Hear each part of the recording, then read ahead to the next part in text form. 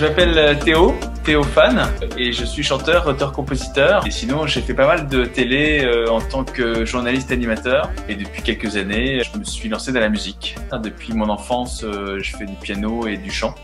Du coup, là, je vais sortir mon deuxième album dans quelques semaines.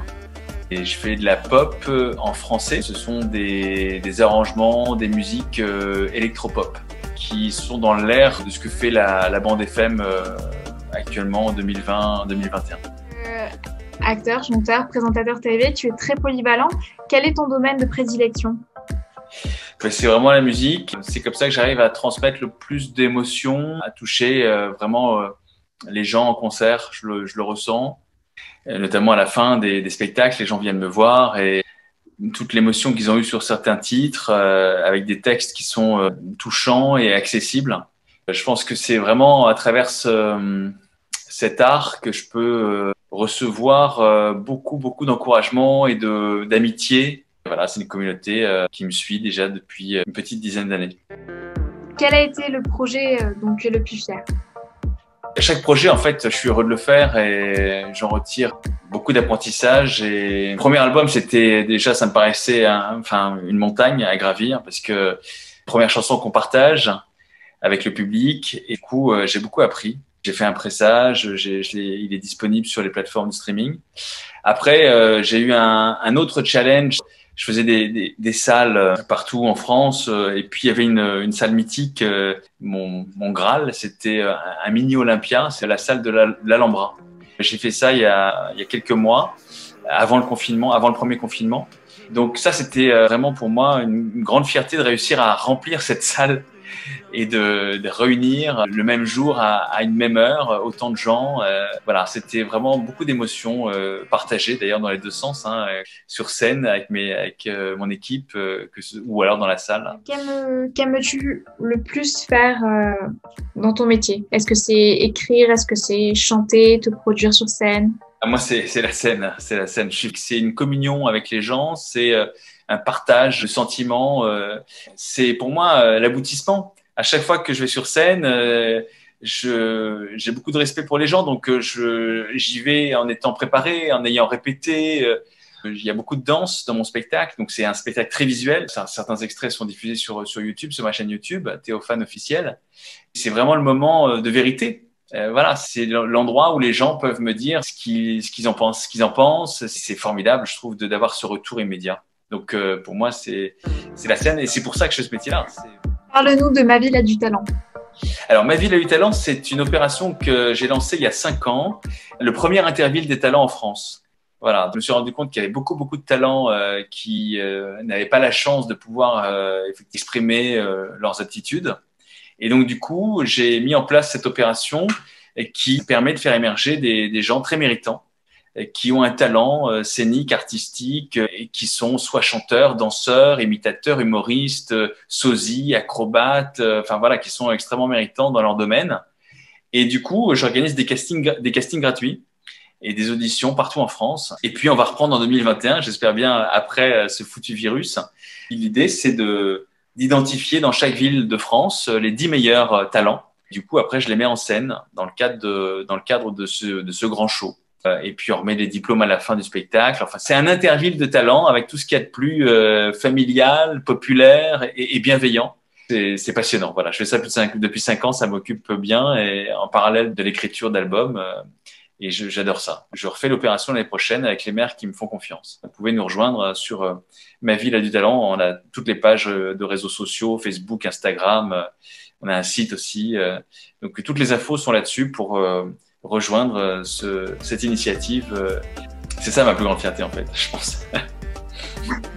Qu'est-ce qui t'a poussé à rejoindre ABViet France? Qu'est-ce que tu penses d'ABViet France? Alors ABViet France, c'est formidable parce qu'ABViet France, c'est une association qui fait le lien, la passerelle entre 2 continents.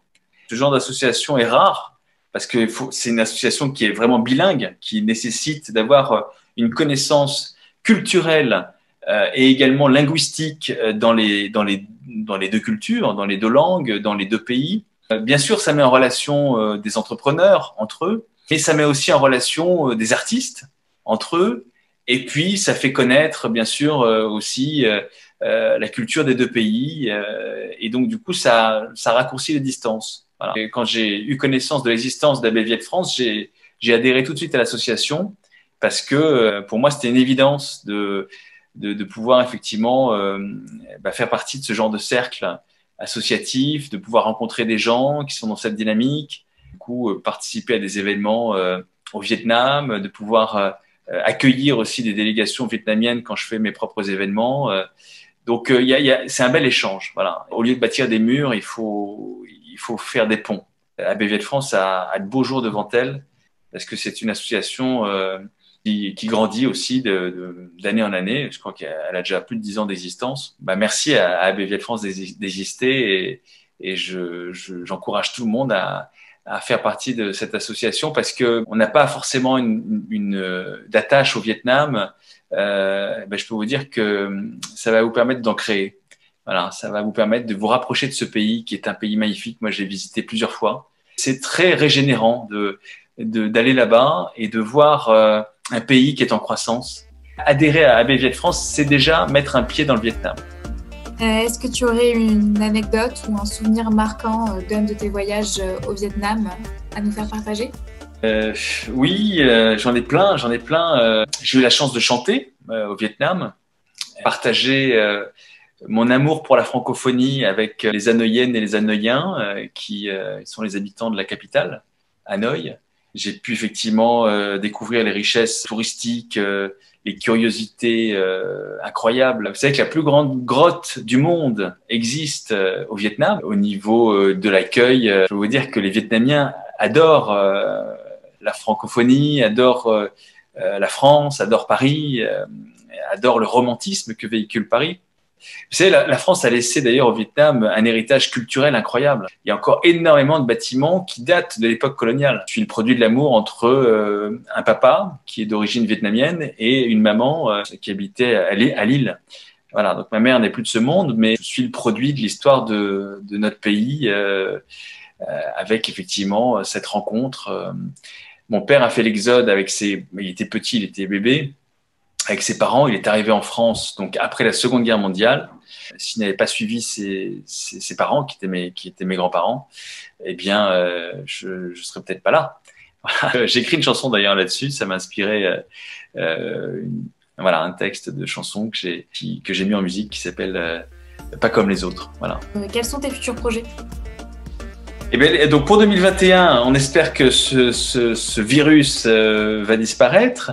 Que je vais pouvoir effectivement revenir sur scène. Bien sûr, la reprise de Ma ville et du talent, c'est les concerts, c'est les enregistrements en studio, c'est de continuer à écrire, sortir mon deuxième album.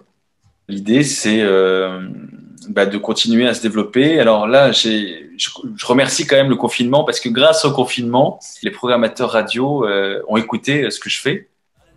Et ils ont décidé de me diffuser sur des grosses radios en région, voilà, depuis quelques mois. Donc c'est un miracle qui s'est produit.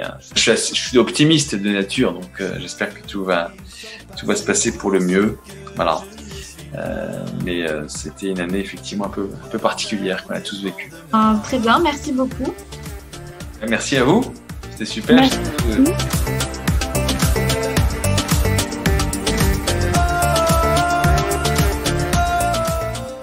Prêt?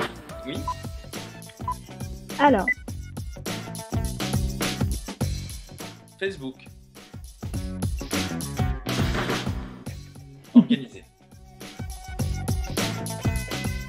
Jazz. Film. Musique. Piano.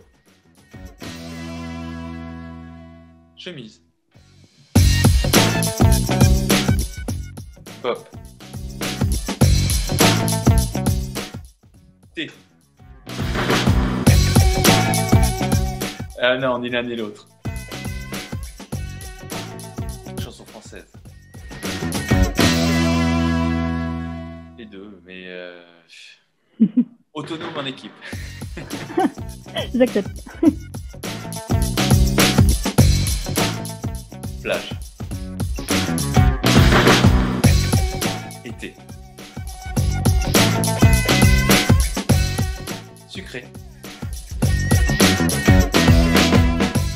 Boys. Écrire.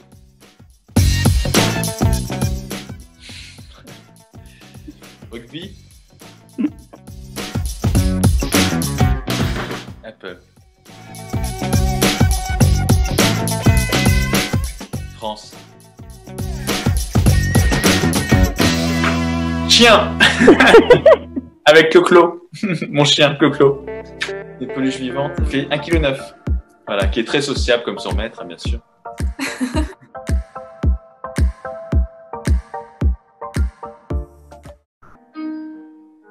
Si chaque épreuve peut nous construire, si nos détresses peuvent nous apprendre, si même la douleur peut nous offrir la force d'aimer et de le rendre, si nos pleurs viennent pour nous dire